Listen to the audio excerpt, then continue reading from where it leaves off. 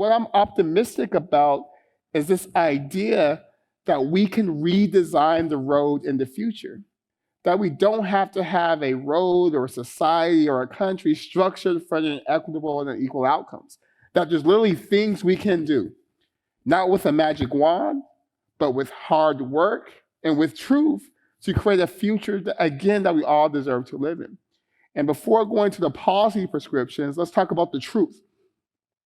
Because we also know that in our society, a big part of the way this road is maintained and graveled and made sure it stays the way it is are the lies or the narratives we tell about how we came to be.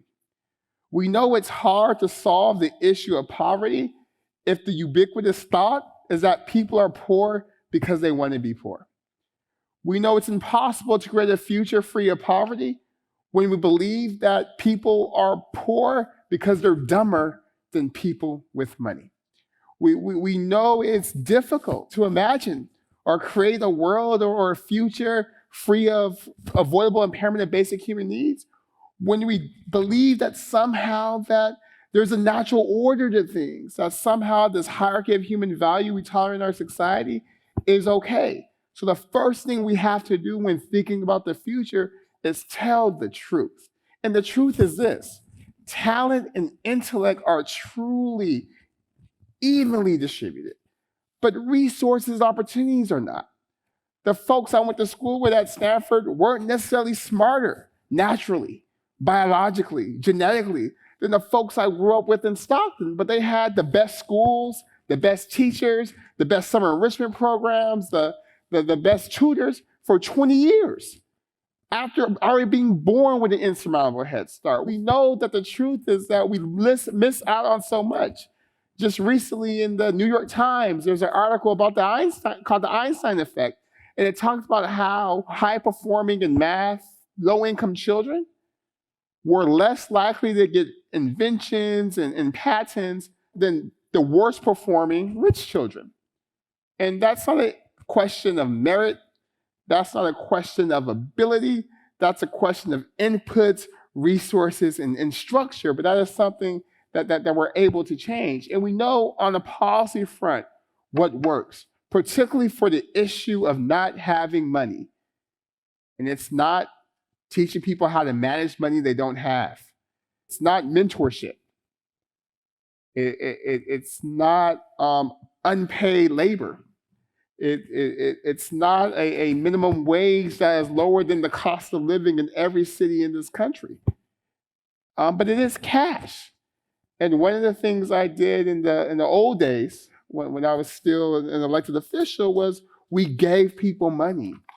And this was in 2017, before the pandemic, before my good friend Andrew Yang, before we had 80 mayors as a part of Mayors for Guaranteed Income, before we had 100 guaranteed income pilots going on in this country, before San Francisco had 12 pilots happening here in the city. And it came from this realization. Number one, it came from the imagination of someone who grew up in poverty. It took someone who grew up in poverty to start the first basic income program in the country. And I just want to pause there for a second, because I think it's incredibly important in this conversation about the future to understand that those most impacted by the problem have solutions. They have answers.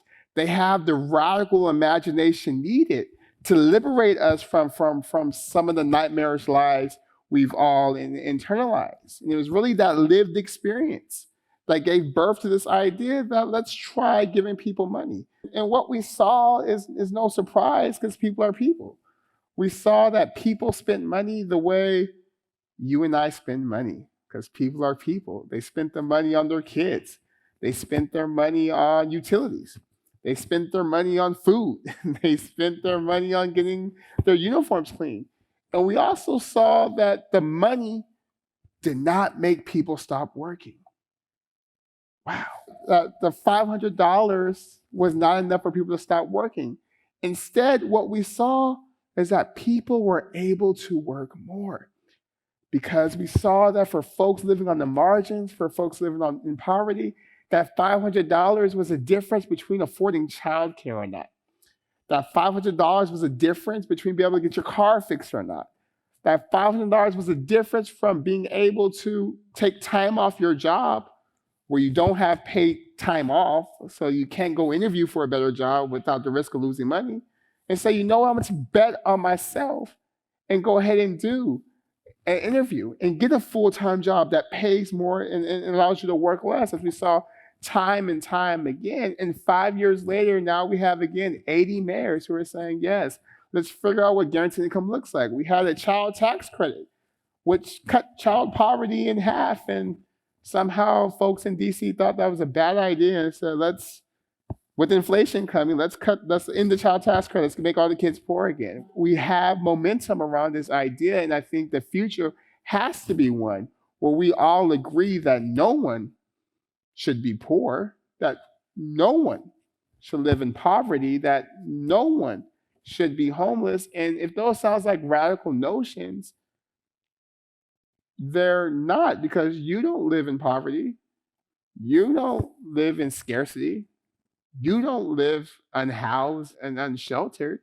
So if it's good enough for you, it should be good enough for everyone. And that's not saying everyone needs the same, but it is to say, like, what type of future would we have if not one that understands that everyone has the same basic human value and everyone needs at least a baseline level of security to be human, that everyone needs at least the basics: shelter, food, water, the ability to pay bills. And again, we have policy tools that work. And the question is building the political will to get there.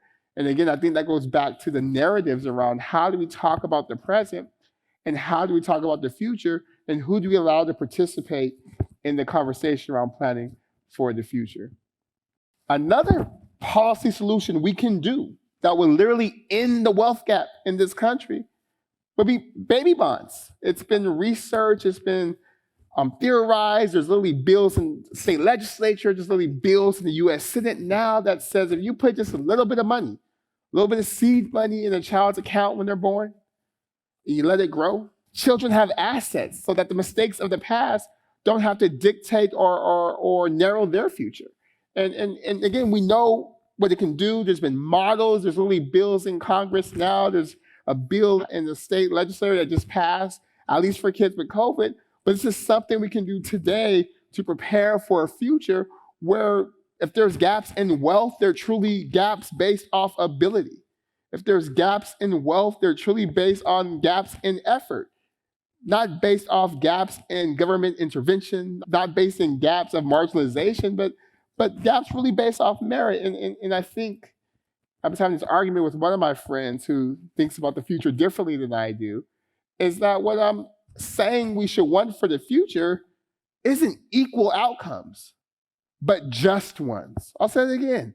It's not about equal outcomes, it's about just outcomes. It's about outcomes that are predicted by the just inputs we put in, and not these wild outcomes we pretend are based off merit, that we pretend are based off ability, that we pretend are based off how hard everyone's working, because that creates the dysfunction, all the isms, the anxiety, the stress that plagues our society are far too often today.